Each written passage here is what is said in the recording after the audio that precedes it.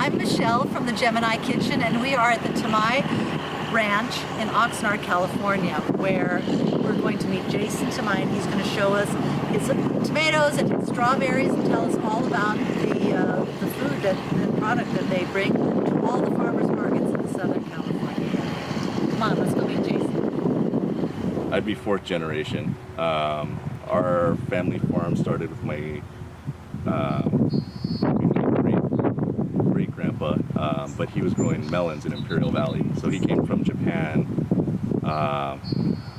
It was like the early 20s, 30s. He was growing melons out there. Then when World War II broke out, my grandpa, their whole family was interned in Manzanar when they did the whole Japanese internment. So when he got out, yeah, he went to Chicago, worked over there, and then they were recruiting strawberry growers in Oxnard, and that's when he came with his brother. Long story short, he was doing commercial strawberry growing. Then he got tired of that. My dad is the one that actually got us into farmers markets, and then we kind of just stayed with that. We got rid of the commercial side of the business and just did direct sales to customers. And now it's myself, my brother, and my dad. He's still working. We're just keeping it going. And Gloria, my mom, the one everyone loves, she is like the face of the farmers market. Everyone loves her. I don't even know what else to say. She's probably like the most popular. It's funny because when we go, no one knows who we are, but everyone knows who Gloria is. They're like, oh, you're a Tamai. I'm like, yeah, that's my mom. Everything is always harvested the day before. So yesterday we were out here till, gosh, about 9:30.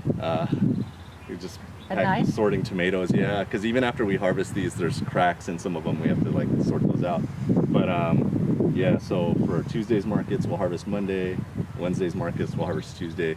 So we're basically harvesting every day of the week except for, we don't work Sunday, except for the vendors who go to the markets. But Monday through Saturday, we're working. How has the drought affected you?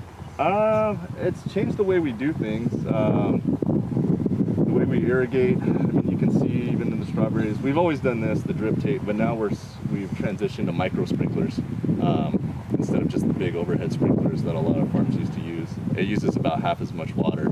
Strawberries. I think this year we're doing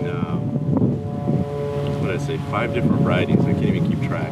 There's Camarosa, Albion, Gaviota, Chandler, San Andreas, and then we have an experimental one called Patricia in the back corner. But they all taste a little different. The Camarosa was like our berry that we grew up with.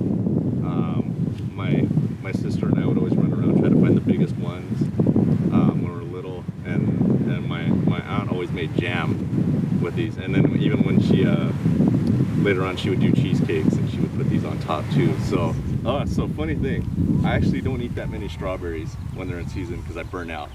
But my wife does ice cream, and I could eat strawberry ice cream all day. But usually when I'm out here, when I'm walking the fields, I'll try one from here and there just to see how they taste. If they're too watery, we know we're watering too much, we gotta cut back our water, or we'll have to put a little more fertilizer in, kind of concentrate the flavor. But yeah, I don't eat that many strawberries in the season. Out of college, I actually worked for an insurance company for a short period, and I hated it. I didn't like being inside. I didn't like working in a cubicle. So, but I had to do it just to see what else was out there. But then I always liked the tractors. Always liked being outside. So, my brother, same thing. We grew up just being out here, playing in the dirt, getting dirty. I would say the farming is more enjoyable than the business side, I guess. If I could just be out here instead of having to go to the office or having to be on the phone, it'd be perfect.